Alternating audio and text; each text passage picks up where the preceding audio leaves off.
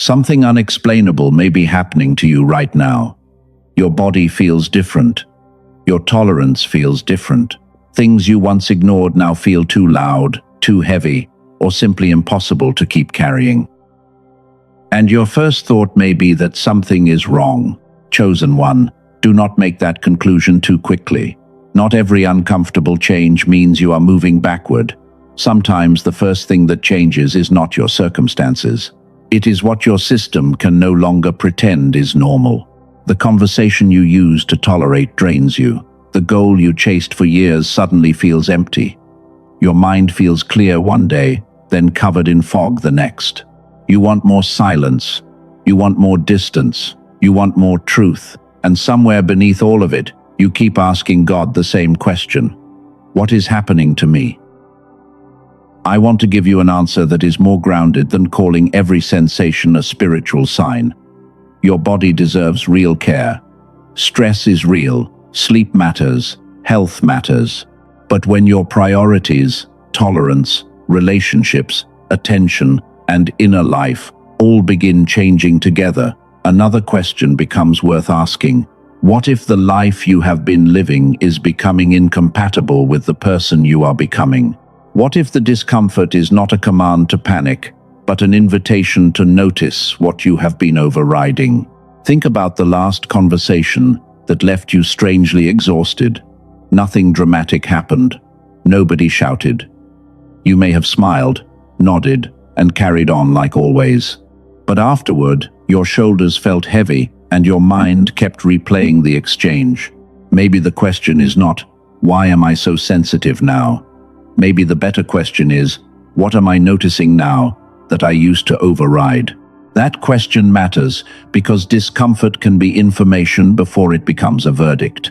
It can show you where you are forcing yourself. It can reveal where your attention is constantly split. It can expose the places where your body keeps paying the price for what your mouth keeps calling fine. You do not need to turn that into fear. You need to become curious. So here is the promise for this message. You are going to understand why change can feel like regression. You are going to see why certain people and environments can suddenly feel heavier. And you are going to learn one simple way to tell the difference between inner alignment and plain overwhelm. Because those two things can feel similar at first. There is also one deeper question we will keep open until the end. Is your body telling you something is wrong, or is it revealing something you can no longer keep living against? Do not answer yet. The answer becomes clearer only after we look at the patterns beneath the feeling. For now, notice one thing. When you stop overriding yourself, what becomes obvious? A certain place, a certain habit, a certain conversation. A certain version of you that always says yes before checking what the answer really is. You may not need a bigger sign. You may need a quieter moment. If this speaks to what you have been living through, write, I am listening. Not because a comment changes your destiny. It does not. Let it simply mark a decision to pay attention instead of rushing to judge yourself. There is a major difference between becoming more sensitive and finally stopping your own self-abandonment. And that difference is where the real shift begins. What you are experiencing may be easier to understand when you stop treating every change as a separate problem. Your sleep shifts. Your patience changes. You want more time alone. Noise feels sharper. Old goals lose their pull. Your emotions rise faster than before. Then the mind tries to explain each piece on its own, and the whole picture disappears. I call this pattern the sacred recalibration. It is not a medical diagnosis. It is not proof that every sensation carries a hidden message from God.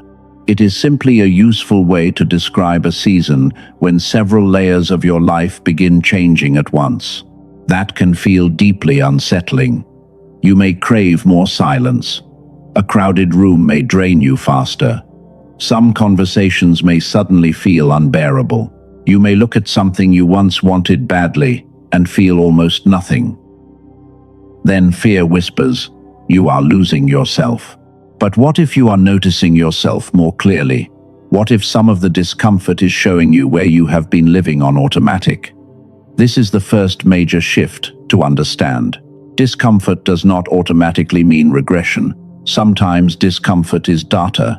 It tells you where friction is happening before you understand why. That does not mean you should romanticize pain. If your body is giving you persistent or concerning symptoms, take them seriously and seek appropriate care. Wisdom does not require you to ignore ordinary health. Faith does not ask you to pretend stress is unreal. The point is to stop making one frightening interpretation the only interpretation available. Here is a simple way to observe the pattern without turning it into prophecy. Ask 3 questions. What changed? What consistently seems to trigger it? What happens when I honor the signal instead of overriding it? Keep the answers concrete. Maybe your energy drops after one kind of conversation. Those observations give you something more useful than panic. They give you pattern, and patterns can be tested over time. One difficult day proves very little. One strange feeling proves very little. But repeated reactions around the same choices, environments, or relationships deserve your attention. If you are still here, you are probably looking for more than reassurance. You do not need someone to tell you that every uncomfortable feeling means a miracle is close. You need a framework that helps you separate imagination from information. So, take another look at what has been changing. Maybe certain rooms feel exhausting. Maybe you no longer want to explain yourself to everyone. Maybe clutter suddenly bothers you. Maybe your mind keeps asking for a simpler life. None of these things alone prove anything supernatural. Together, they may show you that your old rhythm is no longer sustainable. If this is helping you see the pattern without fearing it, write, "I notice the pattern." Let those words mean something practical. I will observe before I judge. I will care for my body. I will test what repeats. I will not call every discomfort failure. Because the next layer is where this becomes more personal. The hardest part is often not the body itself. It is realizing that people who once felt completely familiar can suddenly leave you exhausted. And when that happens, most people make one dangerous mistake. They assume familiar must mean right. Now we come to one of the most confusing parts of this shift. People you once felt comfortable around can suddenly leave you drained. Nothing obvious may have changed about them. What changed may be your willingness to keep paying the same emotional cost. This is where many people become frightened. They may think needing distance means becoming cold or selfish. But sometimes your capacity to endure a pattern was never proof that the pattern was healthy. Sometimes it only proved that you had become very skilled at adapting to it. I call this the familiarity trap. It happens when the mind confuses what is familiar with what is safe, right, or aligned. A familiar relationship can still exhaust you. A familiar role can still shrink you.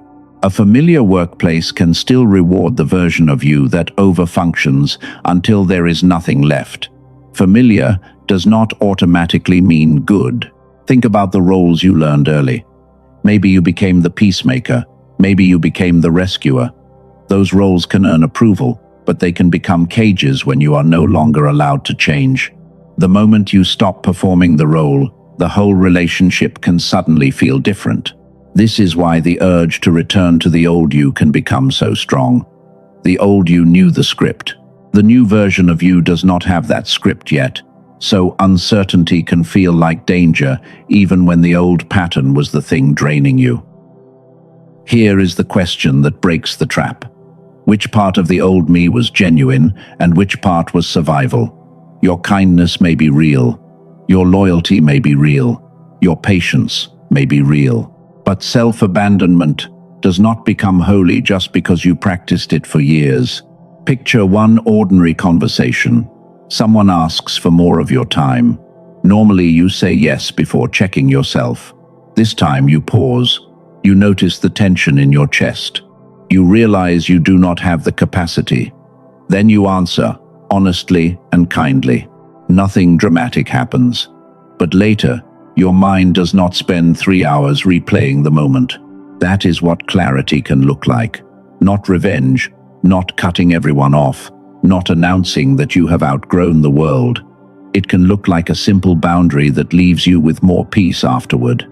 Even in Scripture, withdrawal was not always weakness. There were moments when Jesus stepped away from crowds. The point is not to copy every detail, literally. The point is that rest and distance can create space for discernment when constant noise keeps you reactive. If you are in this season, stop asking only, how do I become who I was? Ask something better. What am I trying to restore that I may have already outgrown? That question can save you from rebuilding an old cage simply because the door outside feels unfamiliar. And now we reach the next layer. Many people assume that once external noise decreases, clarity should arrive immediately. But something unexpected often happens. The room gets quieter, and the mind gets louder. The fog can even feel worse for a while. That does not always mean you made the wrong move. In the next part, we are going to look at why that fog can appear precisely when you are asking for direction. Because the problem may not be the absence of a signal. The problem may be the condition of the receiver. The fog can be frightening because it appears at the exact moment you expected more clarity. You step back from noise. You create more space. You stop forcing certain conversations. Then, instead of immediate peace, your mind starts racing through everything you were too busy to notice before. That does not automatically mean you chose wrong. Sometimes silence reveals what stimulation was covering. Fatigue becomes obvious. Unfinished thoughts rise.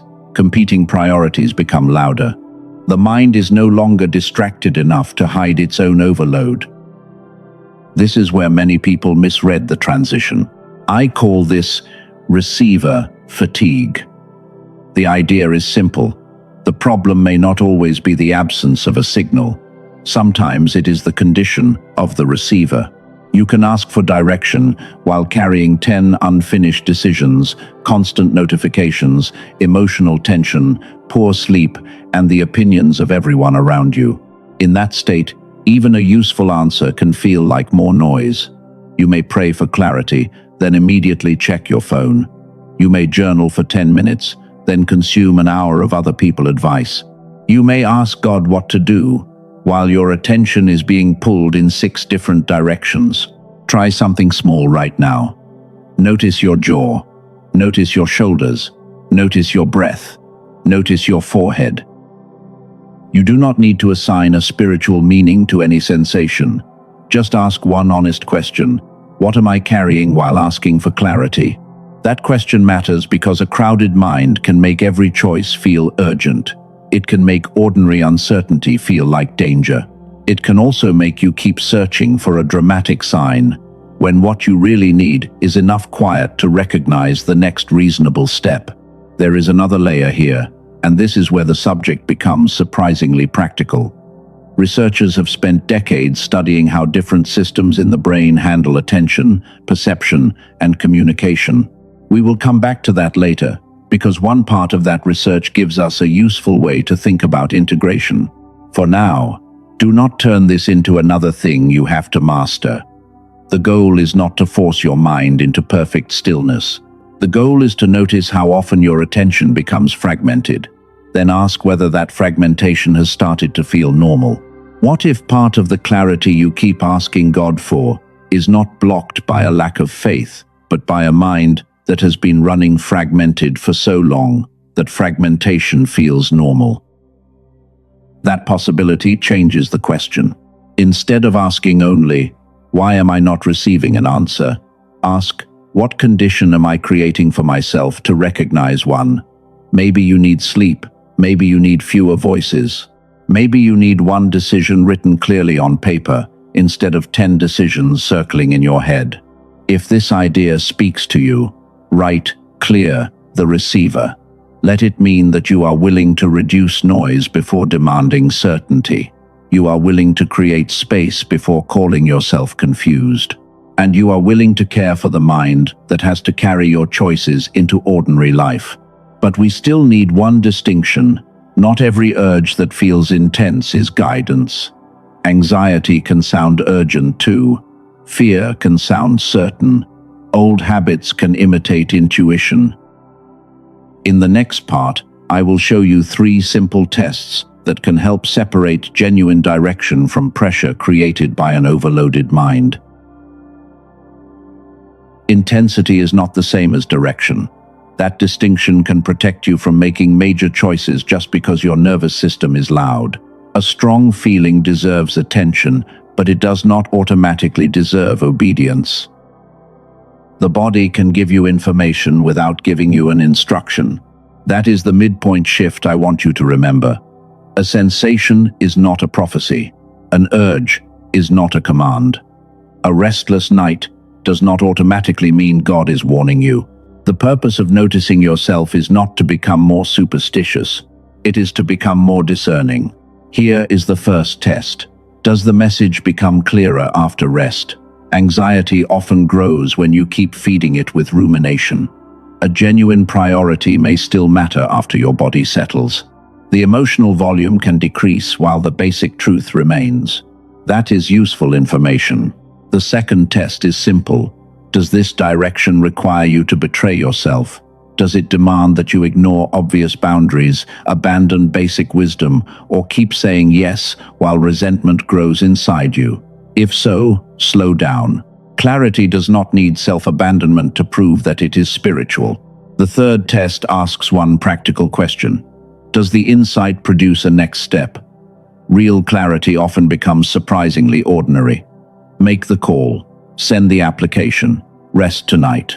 Have the honest conversation. Leave one thing off your schedule. Fantasy usually creates intensity without movement. Notice what these tests have in common. They reduce noise. They bring you back to reality. They turn a vague emotional storm into something you can observe and act on. That matters because spiritual language can become another place to hide from decisions. Some of you have prayed for years. You have journaled. You have listened to meditation tracks. You have watched countless messages.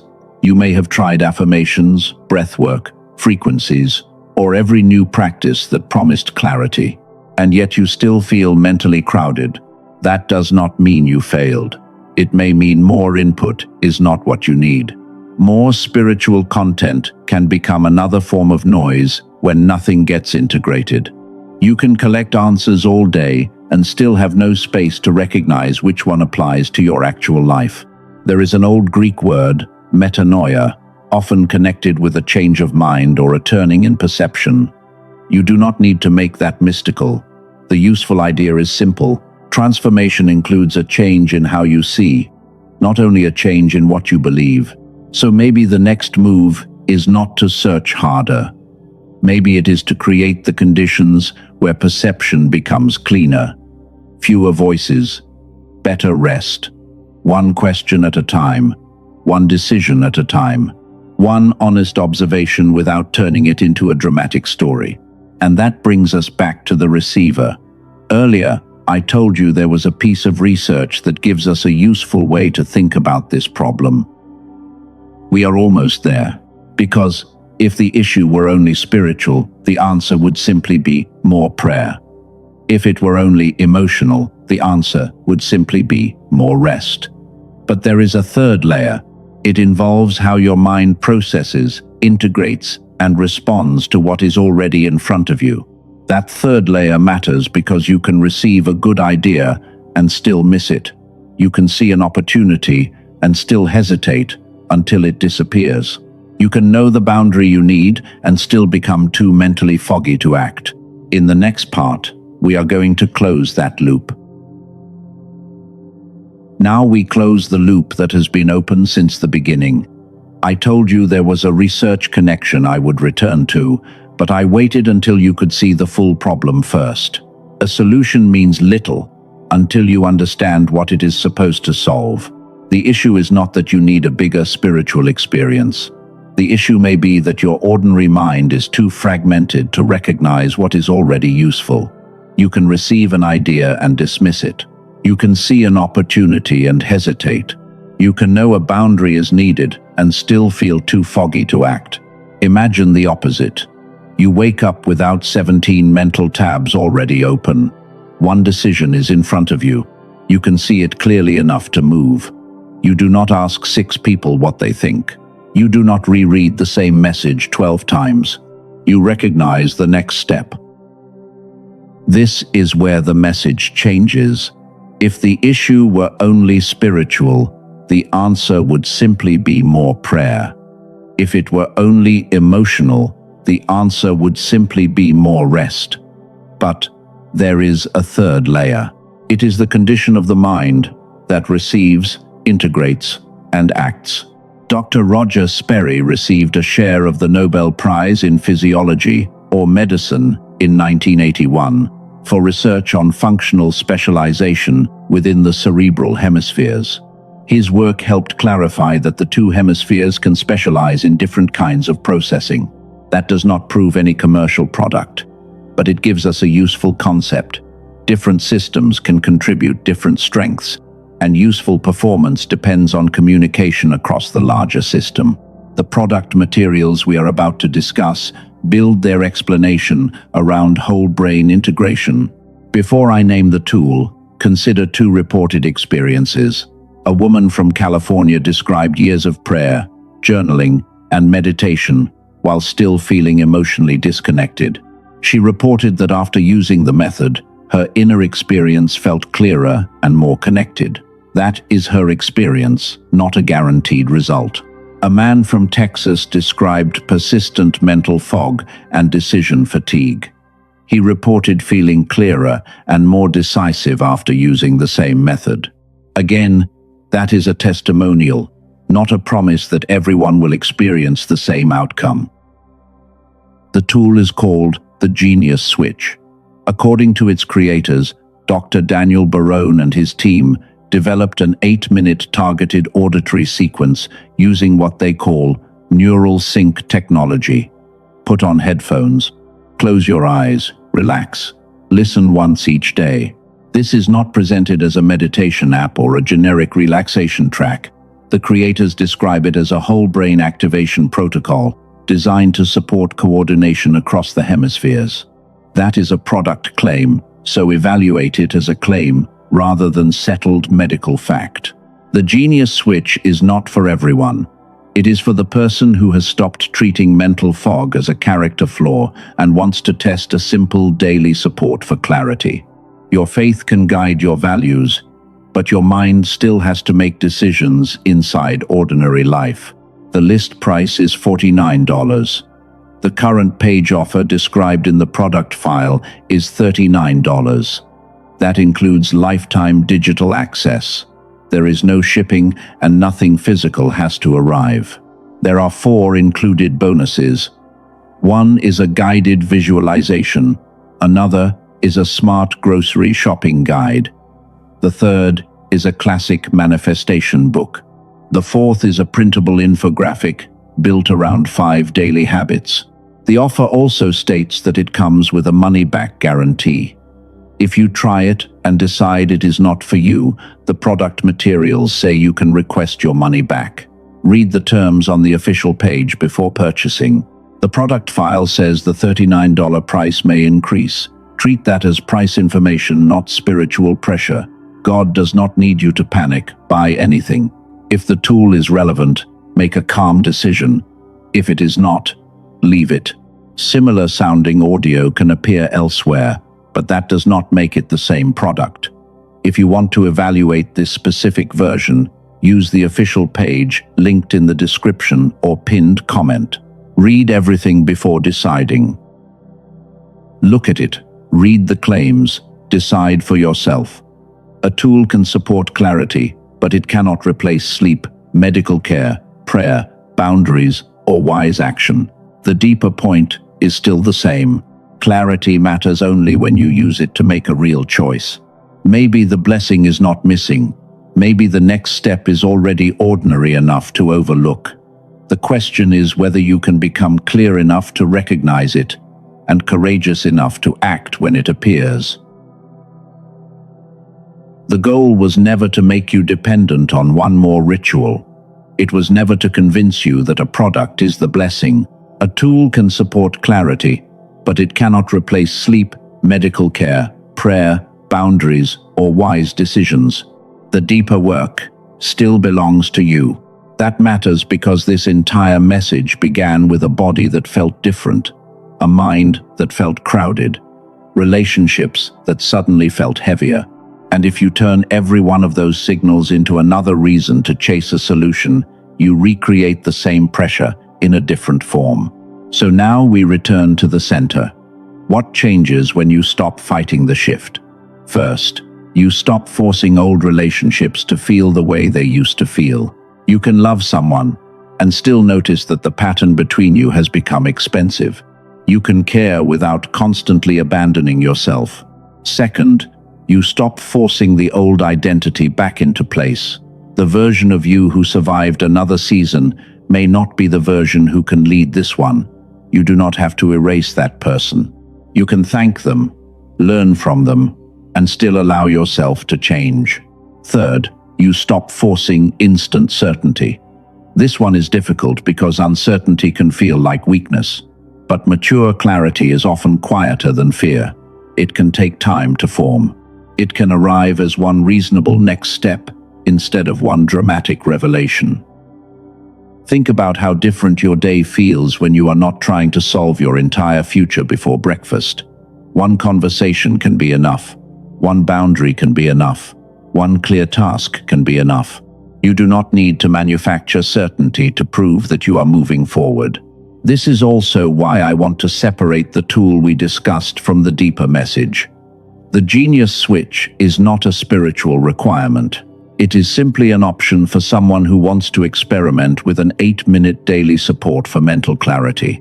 If that feels relevant to the fog you have been experiencing, the official page remains below.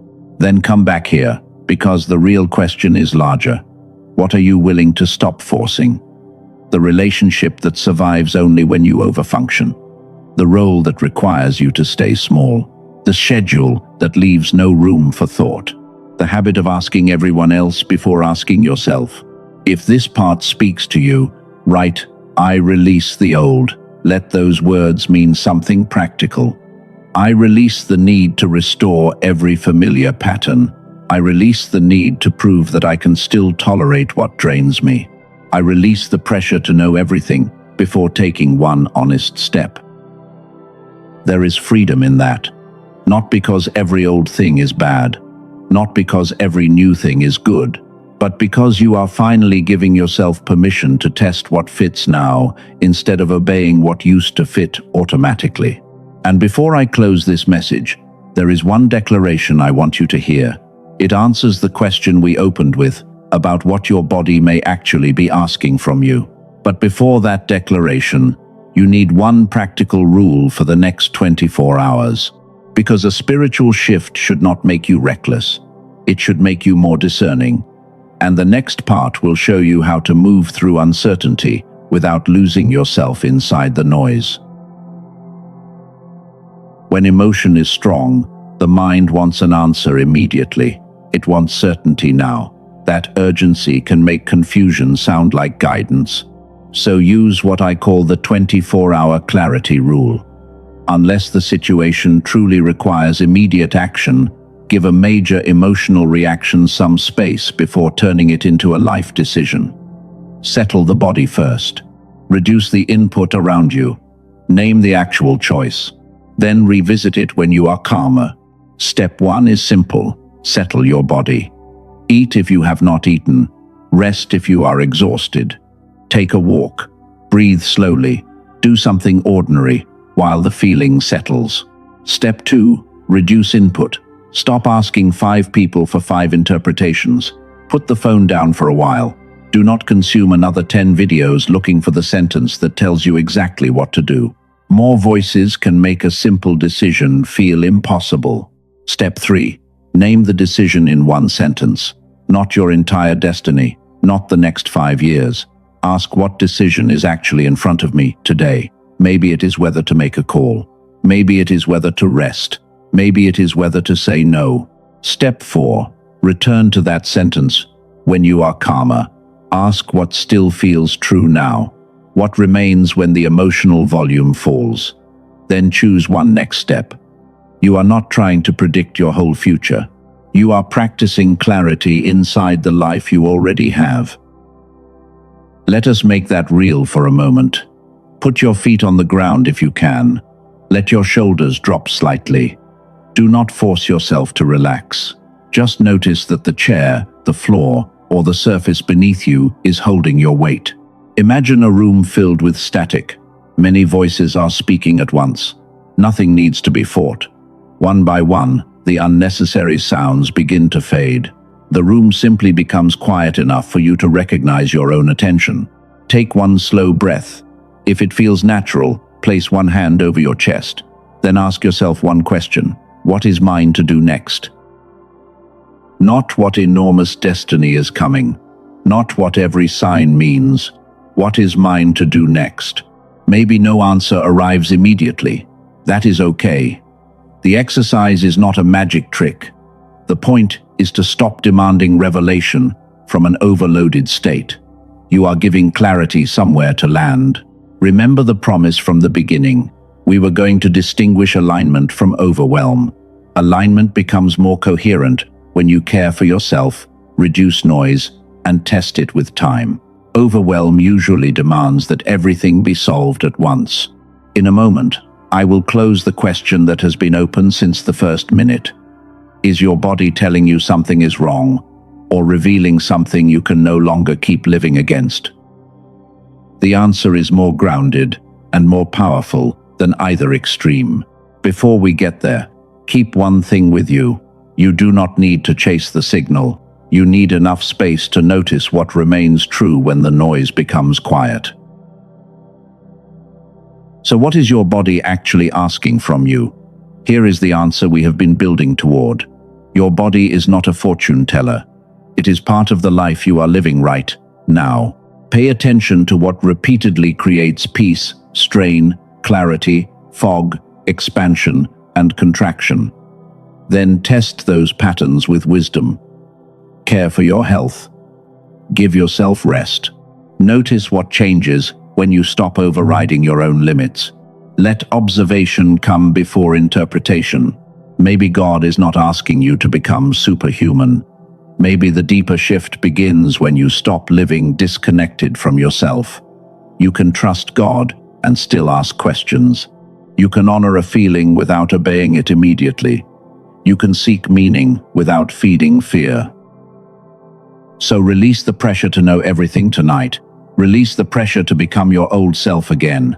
Release the need to prove your spiritual worth through exhaustion. Release the belief that clarity must arrive dramatically to be real. You are allowed to change. You do not confuse familiarity with alignment. You do not treat fog as failure. You honor your body without turning fear into prophecy. You make room for clarity. You release what you have outgrown. You trust God without abandoning discernment.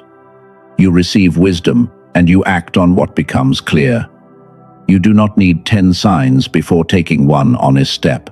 You do not need everyone to understand the boundary before you are allowed to keep it. If you are ready to live that way, write, "I am ready for clarity." Let it be a declaration, not a prediction.